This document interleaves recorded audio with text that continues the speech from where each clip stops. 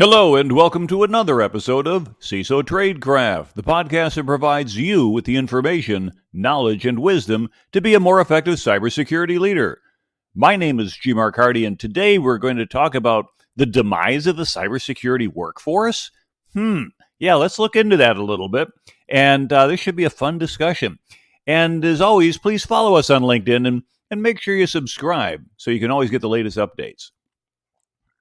Now, we've all heard that knowledge is power, and we understand there's sort of a hierarchy where data exists at the bottom, but when you organize the data, it becomes information.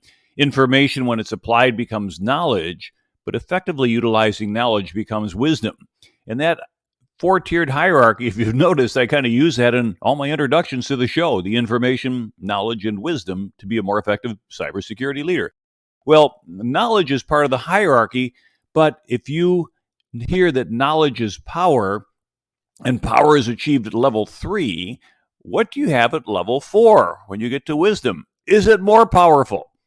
And if somebody's wiser than you, then does knowledge really become a differentiator? So it's sort of like a Maslow hierarchy of needs, where once you've satisfied a lower layer, applying more to that layer doesn't really help a whole lot. You've got to go on to the next level.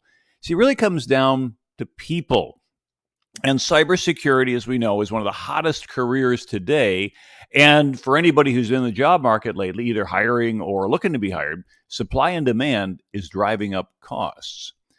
Now, let's take a look at some operating assumptions about our cyber experts. See, our working assumption is we'll always have what we need, right? And we assume we're competitive or maybe even superior to our cyber adversaries. However you want to classify those as APTs, foreign governments, other companies we compete against, individual actors, etc. But what happens when we need more people? Well, we just create more job openings. Obviously, we'll just attract more talent, right? And if we're short on people, then offer more money, and they'll appear. Because we can, always rely on academia and consultants, if you're a government agency, for a price, of course, to fill in the gaps. But what about the word assume? Remember that they say ASSUME, right? If our working assumption is we'll always have what we need, what if all of that is wrong? See, the problem is that governments, industries, corporations, they don't change because they win the wars or the battles or they're successful. They change because they lose. And success breeds complacency in a lot of organizations. And if we've been successful in the past, what's the motivation to change? Because everything's working just fine. So what we want to take a look at then is if you think things are going reasonably well, what could cause a disruptive event, a black swan event as they call it, that could cause your perception of cybersecurity industry, both as an employer or an employee, to change? So let's take a quick look at the people that we depend upon for cyber. Well, I guess the first question I have is that if we pay more, do we get more? Well, you're certainly going to attract more people. But the real question is that going to increase quality? Because a lot of people are going to apply for, if I advertise a job for $1 million a year for cybersecurity, would you want it? Yeah, I would think so. And so you're going to attract more people, but it doesn't necessarily increase the quality. Now, is there a logical limit to what knowledge we can obtain? And then I guess I suppose by extension, the amount of wisdom we could obtain. And then how's that going to affect our ability to get our jobs done? Because if we only have a certain amount of knowledge that we can accumulate, and what if our opponents have more to do than we do? And what if the opponents have more capabilities than we do? Can we catch up? If we find ourselves at a cyber disadvantage, is it just a matter of hiring the right people and buying the right tools to get there? Or do we give up? Let's dig in a little bit into that, some statistics. 95% of breached records, nearly 1 billion from the study I've cited, came from only 3 industries: government, retail, and technology. And as far as we depend upon them, 2 out of 3 ain't bad. 2 out of 3 is bad. I mean, if government and technology have 1 billion breached records, that's a serious problem. Retail, yeah, it's important, but there's a lot you can do to protect yourself in that world. You can use disposable card numbers. You can always pay cash, things like that. But government, they're going to know who you are. That's their job. And technology will rely upon those. Also, 95% of cybersecurity breaches are due to human error. Well, obviously, eliminate all humans, right? What's the alternative to humans? But also remember that the Japanese character for crisis is danger and opportunity. And so, are we meeting that opportunity in the Western world? Our first priority needs to be critical infrastructures. PDD 63 back in the Clinton administration laid out a number of critical infrastructures. I remember that governments were not part of them, and so they reissued Presidential Policy Directive 21, PPD 21, to list 16 different critical infrastructure security and resilience: chemical, commercial facilities, communications, critical manufacturing, dams, defense industrial base, emergency services, energy, financial services, food and agriculture, government facilities, healthcare and public health, information technology, nuclear reactors, materials and waste, transportation systems, and water and wastewater systems. These are defined in our modern society as critical infrastructures. An attacker going after an opponent's critical infrastructure is likely going to select from these 16 items. Now, if you take a look at modern warfare today, whether it's cyber, kinetic, or a combination of the two, you'll find out that if it strays off the battlefield, as it tends to do, then this is going to be your next set of targets. We need to depend upon that. We depend upon all that infrastructure.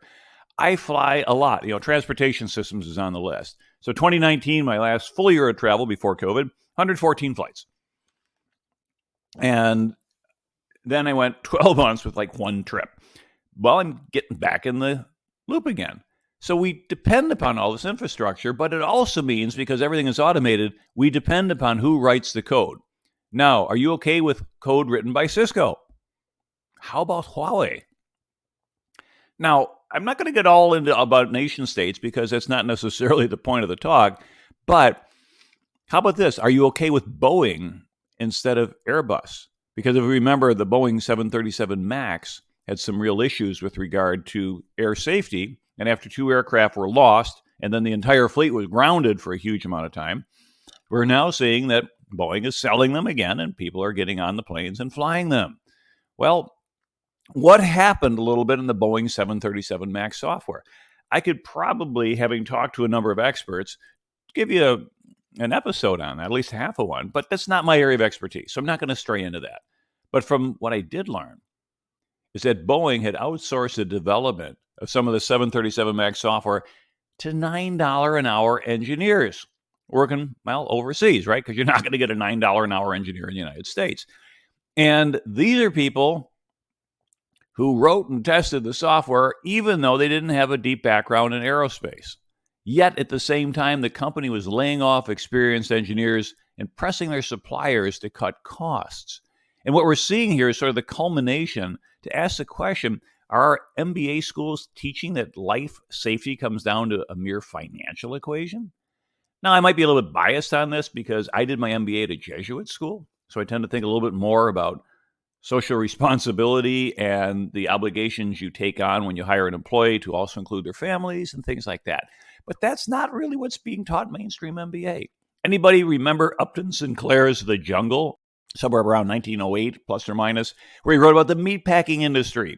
And there was a situation where he documents that somebody had fallen into the equipment and like, hey, Charlie's going to get chewed up by the blades. We got to stop the machine. And the supervisor said, let it keep running. It's cheaper to pay the widow the death benefit than it is to stop and restart the equipment. That certainly got the public's attention over 100 years ago. And we need to think carefully as we hire in these professional managers is how are they actually wired to think about things such as the importance of people over profit. So at the end of the day, we got to ask, whom can we trust? Well, the U.S. government decided, hey, we're going to do something about that. So let's federalize everything. See, federal positions in the U.S. government are characterized by, quote, higher vacancies and shorter tenures. Well, anybody who's ever worked in the government understands that.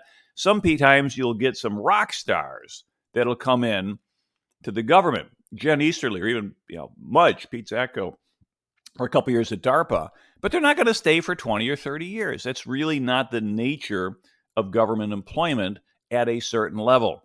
Now, for other people, a career in the government is a perfectly valid and rewarding option. But in 2019, Uncle Sam launched the Federal Cyber Reskilling Academy. And the idea was for federal employees that were not in IT, the first cohort was going to allow you to come up to speed in cybersecurity. 30 spots. Guess how many people applied? 1,500 non-IT federal employees for 30 spots. That's tougher than Harvard. All right, you got a 50-1 shot of getting in there. The second cohort decided to open it up to those with an IT background, and they filled all those spots, and that class graduated in September of 2019. Hey, we're on to something. Now, at this rate, it's going to take, I don't know if you do it 2-3 times a year, it's still going to take you 30-40 years. Well, you do something. But guess what? Cohort 3, nothing heard out. Where are they? What happened to this program? It just sort of disappeared. And if they're running it, then I can't find any information about it. So it was a great idea, but perhaps they said, well, we'll do something different. And now if you look at the cybersecurity job market, I've seen estimates as high as 3.5 million unfilled cybersecurity jobs globally. Now, in the United States, an estimate about 715,000 people are currently employed in cybersecurity jobs. Yet there's over 310,000 job openings currently posted by employers. All right, that's kind of what, a 2-to-1 ratio, 2.5-to-1 ratio. So for every 5 people that have a job, 2 people have vacancies, and so we're only running at 5/7. If you got that score in high school, how would you do on your paper? 57%? Yeah, that would be a failing grade in most places. So we need to do a little bit better.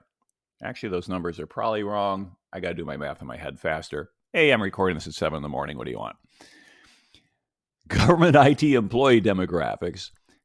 14% of the government IT employees are over age 60, and less than 3% are under age 30. So this big slug of people moving up. I remember the joke was back in the last recession in 2008 or so, that so many people were nearing retirement in the federal government. When the stock market nosedived and crashed, they said it's actually a secret plot to keep people from retiring because they can't rehire them. So now that everybody's 401k looks like a 201k, they're going to stick around for a while. Well, we might be facing that same thing again in 2022.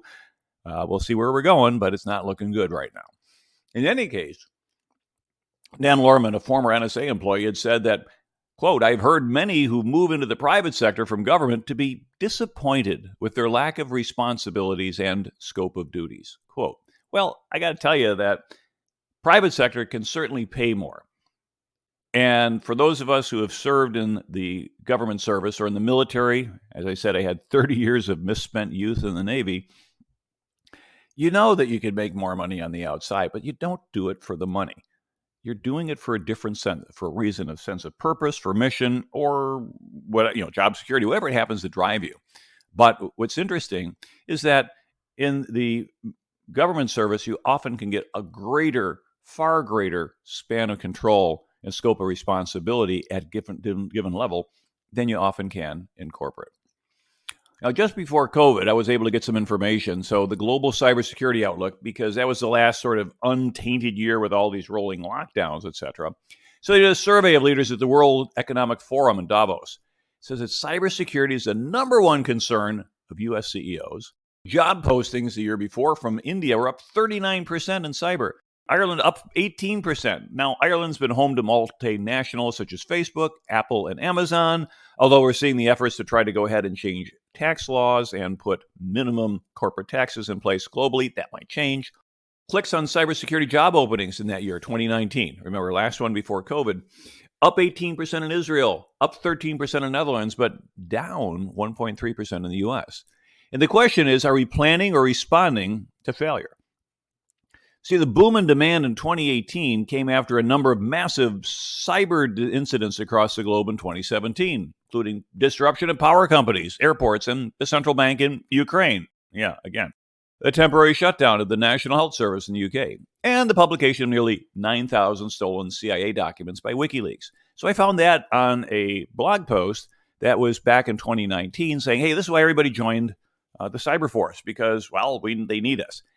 Things haven't settled down, have we? The whole idea of a disruption at a power company is not a novel event. This is becoming kind of routine because if you remember, when we took a look at critical infrastructures, we're seeing that those are becoming targets.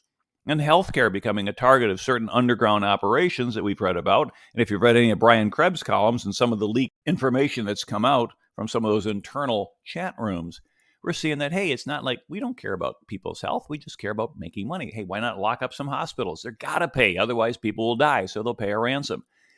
Different type of person out there.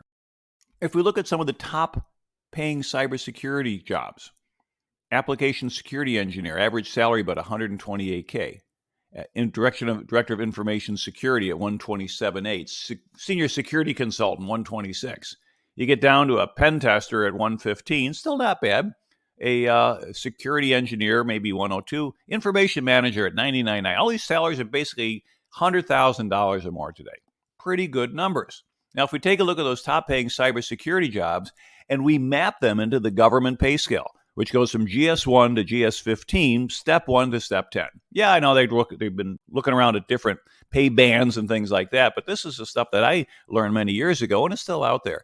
We're at a GS1, Step 1, which is basically you're the person doing the time tick on WWV. Boop, boop, boop. You can do that for 8 hours a day. Pretty low-level job. I don't know if anybody is a GS1. But when you get up to GS14 and 15, those are considered the rank equivalents in the military of 05 or 06. That's a lieutenant colonel or a colonel. Now, if you take a look and you map those 150 different pay numbers, GS1 to 15, Step 1 to Step 10, and then you take your typical AppSec engineer's average salary of those 150 potential pay scales for the government, 11 of them are going to be able to at least be as much as the average application security engineer. Now, these are management positions. You talk to someone at the GS15, that's sort of a culmination of a career. You're up there, and that's a significant level. And yet we're saying that as a GS15, Step 1 or 2, you're not even going to make what an AppSec engineer could make. So how are you going to hold on to these people? And then these vacant jobs that we're looking at out there, those hundreds of thousands of them or millions, are they leading technology or are they lagging technology? See, a lot of companies are going to hire for current requirements. The concept of an investment hire means you don't have a current role, but you're going to get paid a salary. You sit on the bench. Well, this certainly does not improve quarterly earnings because there's zero return on investment. And as we saw before in an earlier discussion, it looks like the management techniques today are about squeezing as much profit as possible. And the short-term focus on profitability might put America and other parts of the world in a permanent tail chase for thought leadership. So is the future of the Internet Plus or the Internet of Things or IoE, is that going to be a threat and not a benefit? And so my thought is that maybe we could create a hierarchy of cyber jobs. At level 1, this is my thought, by the way. Feel free to give me some feedback if you disagree. Our level 1, operators. These are the button pushers. Maybe the majority of the requirement of the population. And it usually comes with a complete job description. You can go ahead and you can list these things online. You know exactly what's required.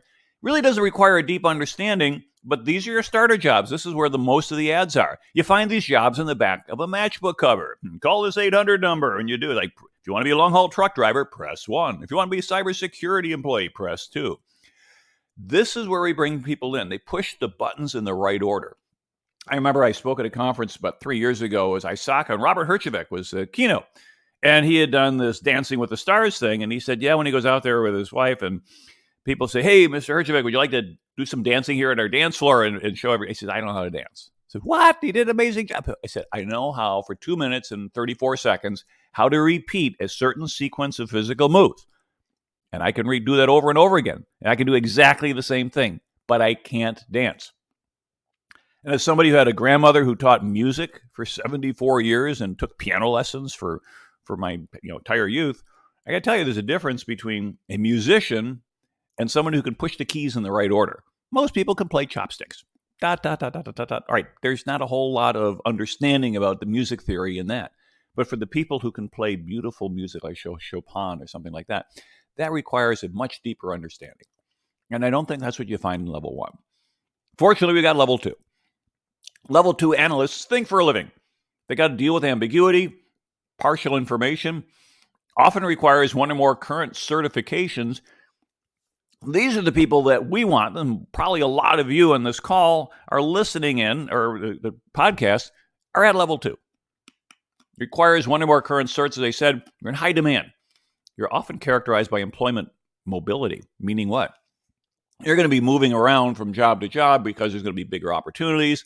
CISO tenures tend to be fairly short, although I do run into people who've been around for a number of years. But essentially, at level 2, this is going to be where the action is. And now, from that point, there's probably a couple paths you can go. Level 3, A, if you will, would be developers and researchers. These are people who are creating the next generation of cybersecurity tools. These are Ron Gula, H.D. Moore, some, you could kind of name them, and people you go like, yeah, these are rock stars. They're rare. There are not too many people like this available. And they may be able, if you can find them, it's very difficult to hire them. And if you can, how do you keep them employed? They, quite honestly, might not have ideal social skills.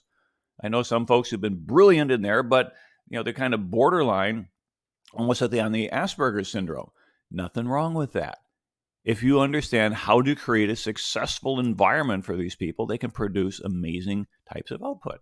But ideally, if you can find someone who's as brilliant, you get funded and you start the next generation of tool sets and you build a little company around them.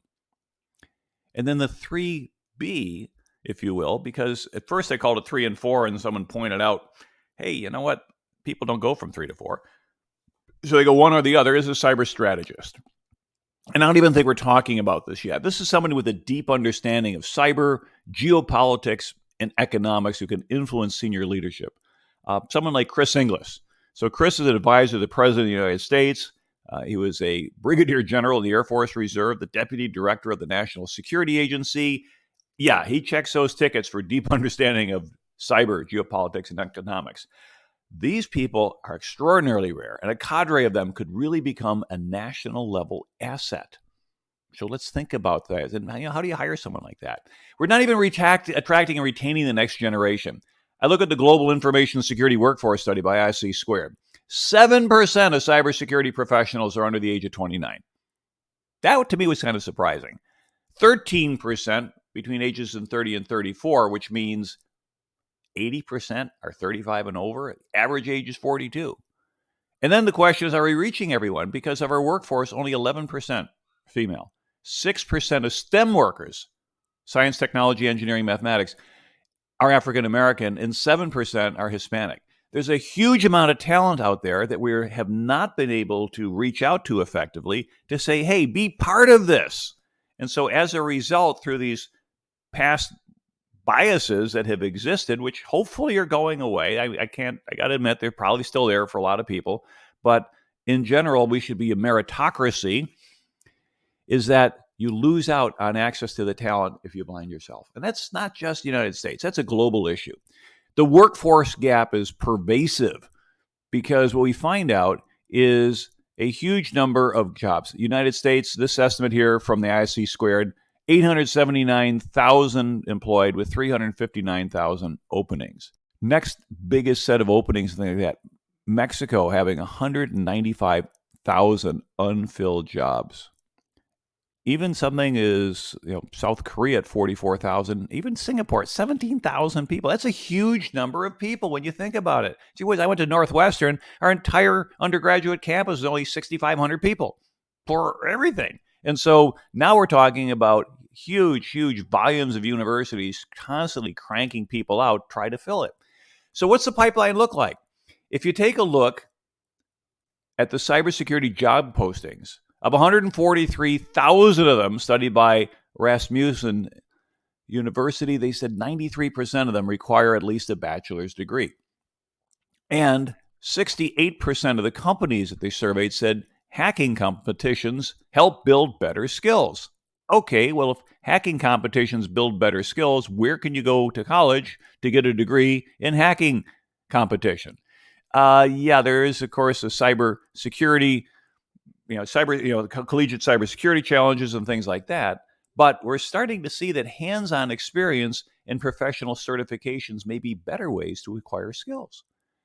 See, if 70% of employers prefer a bachelor's degree, but I don't think our educational system can respond quickly enough. I taught as an adjunct professor at a university a few years ago in cybersecurity.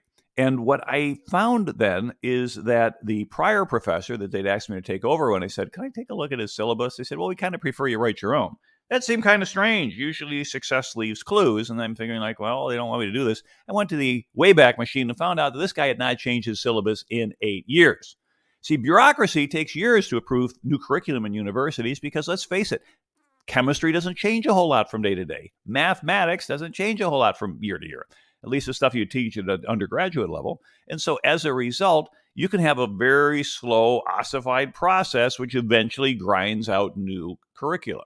But if you listen to me talk at any point in time over the years, you know that G-Mark's corollary to Moore's law is half of what you know about security will be obsolete in 18 months. And so as a result, what that does is it creates a conflict in the former educational environments where you want your people to go ahead and students to go through a well-vetted curriculum with professors who know their stuff, but yet be able to get with inside that OODA loop, the observe, orient, decide, and act, to say, hey, you know what? The industry is changing faster than some universities can keep up with. See, cyber demands ongoing knowledge. You can't rely on your initial training. It's not as if I go and become, let's say, an apprentice and then a journeyman and eventually a master, where I kind of keep going there. But most of the basic skills I learned in a trade school. You got to continually retool for your job. And university education, of which I have degrees, I'm like, that's very theory rich and practice poor in general. So continuing education is offered as a solution. It might be able to help you keep up, but can help people get ahead. Now, maybe we just need a whole new paradigm, because all of this assumes we have a fixed model of human involvement in the profession. So let's see if history has any insights. If we look at automotive manufacturing, back in 1900, vehicles were made by hand. It took weeks to assemble a car. Ta-da! There it is. All right, what's that? Yeah, that's July and August right there. By 1909, Henry Ford had a Model T going, just assembled in 12 hours. Now, 4 years later, Ford rigged a 150-foot line and a winch. So instead of people having to push this thing along, you had 140 stationary workers. Then they could complete a vehicle every 3 hours. By 1927, Ford was building a Model T every 24 seconds. Think about that. 1927, the capacity to generate a completed automobile every 24 seconds. And by 2013, Ford was producing 16 vehicles every minute globally. And yet, during that same time frame, UAW membership dropped from 1.5 million to about 300,000. 80% drop. Now, somebody had brought up, when I was discussing this with them the other day, they said, well, maybe that's because of the presence of foreign cars in the U.S. market that wasn't there back in 1927 or something like that. Okay, fair. This is actually, that range, by the way, is from 1979 to 2009. So in that 30-year period, when you have an 80% drop, I would suggest respectively that the raw number of vehicles on the road from the United States did not drop 80%. Sure, we have more in imports, but a lot of cars are still made in the United States, even if they have brands like Toyota or things like that. So think about that. What we're seeing then, and particularly look at Tesla now, with the nearly fully automated assembly, is that the job descriptions are changing. We don't need automotive workers anymore. We need software engineers and mechanical engineers to build these systems. Fast Company magazine published an article that said, bet you didn't see this coming, 10 jobs that would be replaced by robots. Insurance underwriters, bank tellers, financial analysts, construction workers. Now you can go print a house. Inventory managers, farmers, taxi drivers, we're seeing that already. Manufacturing workers, we're seeing that with the things like Tesla. Journalists. How about movie stars, where I've seen places where they have, if you get all the right phrases, and someone will sit in a recording studio for about 3 days. Okay, say bleh, say blah, say e, what, and these weird noises, but then you can assemble them to make it sound like an Alexa or like a Google Assistant or anything else for that matter. And now, instead of having to pay for an actor for weeks or months on the set, let me just sit you down and say, here's a check. I want you to read this script for the next 3 days, and then we're done. And oh, by the way, we get the right to use the byproduct. Now, between animation and building things with computers, virtual environments, and having that information, you'll never have to pay a movie star again. Ooh, interesting. Now, artificial intelligence, how about that? How about AI? It's going to allow us to do more things with far less effort and lower costs. That's kind of the idea. Well, McKinsey suggested there's 140 million knowledge worker jobs that could be in jeopardy within the next 4 years. 30% of finance and insurance jobs. Half of all clerical roles in developed economies are at risk of being automated by 2029, according to a PwC study. And there's a Financial Times article I'd read called AI Eyes Your Job. It just happened to be on a plane when I was getting a copy of Financial Times, and there was that article. I said, got to remember this one. I'm going to use it on the talk. The thought here from CNBC, it said automation and AI is going to eliminate 6% of human jobs, 40% of legal sector jobs, and accountants have about a 95% chance of losing their job to automation. Now, here's my thought for you. What happens if this occurs in the cyber workforce? You see, it's not just automation, because outsourcing is now a common in computer science. We send jobs to IT workers in other countries. Remember Boeing doing their programming overseas. We provide foreign-born workers H-1B visas to work in the United States. Management still driven to control costs and increase profitability. And as long as it's profit über alles, then that's going to find a way to squeeze any way they can. And the impact is being felt on the cybersecurity workforce. ESG did a report called The Life and Times of Cybersecurity Professionals. They found out that when you talk to people in our career, only 31% felt they had a well-defined career path. 61% are somewhat or not very or not at all satisfied with their current job, and 63% said their organization doesn't give them enough training. Also, we've been outsourcing labor. We've been moving manufacture to places like China for years. Management is sacrificing American jobs for higher margins. And Made in America is becoming sort of a quaint memory. But this was considered necessary because of globalization. See, back in the day of President Reagan, NAFTA, the North American Free Trade Agreement, was envisioned by President Reagan to allow North America to better compete with the European Union. Well, as a consequence, it sent hundreds of thousands of manufacturing jobs to Mexico, and the maquiladores down there became a way to provide for labor, and then trying to make the border a little bit more transparent, at least to the flow of goods and things, worked out pretty well in terms of trying to maintain North American competitiveness against the EU. See, it's a little bit bigger than cyber. The Trans-Pacific Partnership, TPP, also known as the CPTPP, was signed in February 2016. Now, when President Trump took office in January 2017, he withdrew the United States as a member of the Trans-Pacific Partnership. President Xi submitted China as a member in September of 2021. And so the Chinese are saying, hey, if you want to be part of this, we will. Interesting. If we look at computer science graduates and how many people graduate from computer science, India, 215,000 computer science graduates annually. China, 185,000. US, under 50,000. Russia, about 17,000. But for the Forbes article, I found undergraduate students at the end of their computer science programs in the United States have much higher levels of computer science skills than their counterparts in three major economic and political powers, China, India, and Russia. So we're going to say we don't have more, but we have better. Okay, well, what's the quality over quantity advantage in cybersecurity? Then when you add to that the gig economy is going global, if you look at freelancing like Fiverr or Freelancer or Guru or People Per Hour, India, 24% of those jobs. Bangladesh, 16%. United States, we're up there, 12% of them. Pakistan and the Philippines, down 8 and 7%. Things are heading east. 61% of the gig economy is now based in Asia, while only 14% is in North America. Why? Well, show me the money. I mean, show me the savings, right? Entry-level IT worker in China is about $7,000 a year. The same level of worker in India, they're expensive, $8,400 a year. But guess what? They already speak English, because English is widely spoken in India based upon the British occupation of that over a couple centuries. So now you pay a little bit more money and people speak your language if you're American.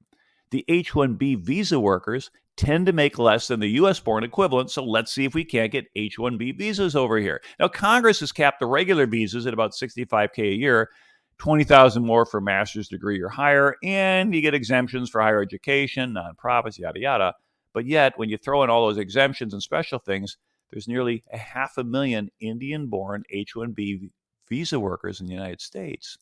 And the question is, if the company could pay them less than you pay an American citizen, and you can get the similar level of skills or quality of expertise, and they are in the office here in the U.S., why not?